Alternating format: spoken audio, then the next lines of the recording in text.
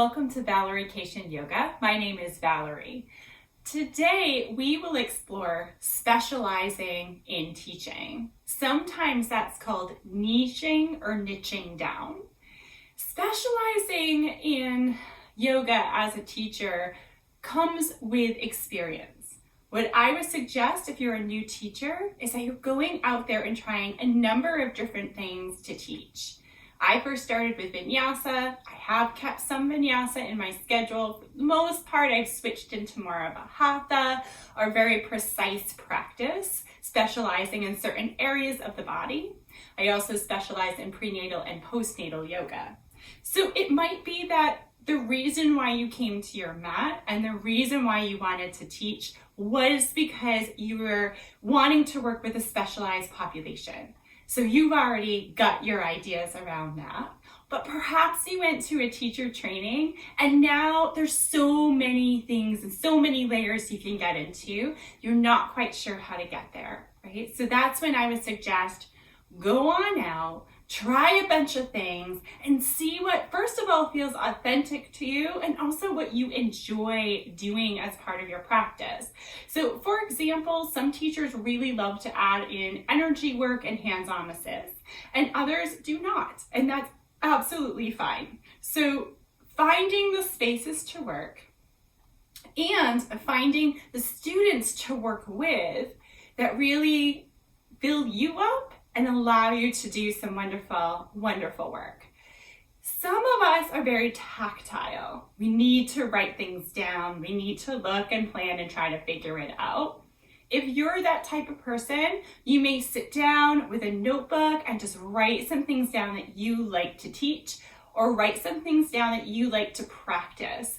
So if you are someone who really enjoys more of an exercise component to yoga, you like a heated practice, you're infusing the teachings, but you're also helping people kind of get into their bodies with more kind of gross movement, you probably are going to be a really great power yoga teacher or vinyasa teacher, where we're getting into things through larger movements and spaces. Say you're someone who likes to work on a subtle level. You want to move gently, slowly. You like to really pay attention to those subtle aspects of the movements in your own body.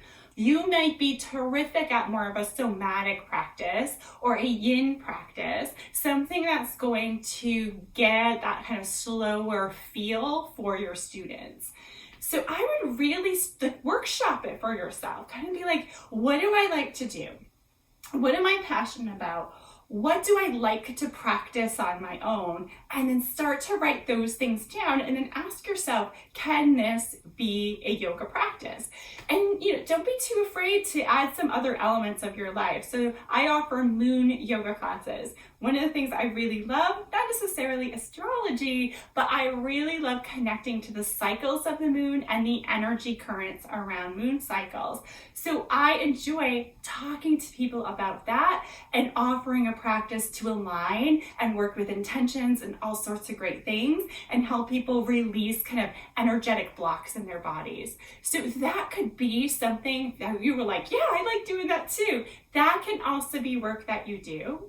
I specialize in prenatal and postnatal yoga because I have 3 children and really, really enjoyed my practice throughout my pregnancies and beyond, and really feel I have knowledge and experience that I can share with my students. So those are all reasons to focus in an area of specialization.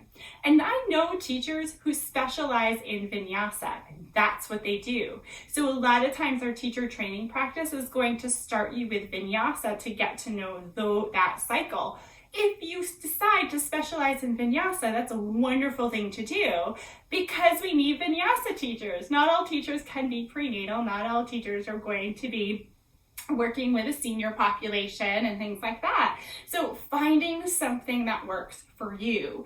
Another possibility could be if you like working one-on-one with students. You do not have to be a group instructor. Perhaps you as a yoga teacher specialize in working with someone one-on-one, and that's the work that you do. Or perhaps you add other modalities like Pilates or massage techniques and those kind of things.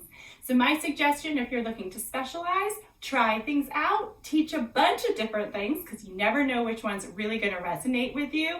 Be willing to change because there'll be stages of your teaching life, just like stages of life that you're going to graduate, that you're going to want to do different things at different times, right? So just be willing to explore and happy exploring in your teaching and finding your specialization.